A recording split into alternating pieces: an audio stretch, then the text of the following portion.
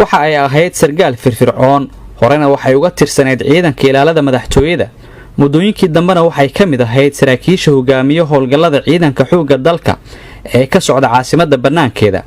mar ayay soo noqotay taliyaha howlgelinta ciidanka danab waxay ahayd sargaal karti badan oo qayb libax ka qaadatay dagaallo lagu weeqay cadowga al-shabaab iyada oo mar waliba ku jirtay furimaha hore ee dagaalka sidoo kale Fay Cali Raage waxay ahayd hooyo Soomaaliyeed oo leh reer iyo caruur kuwaas oo ay ku dadaali jirtay daryeelkooda barqadii maanta oo ay tahay 17 Ramadaan ayay ku shahiiday qarax argixisada al-shabaab ay ku laayeen dad Soomaaliyeed oo saamiin ahaa Fay waxaa la geeriyooday saygeedii oo isaguna ka tirsanaa ciidanka xoogga dalka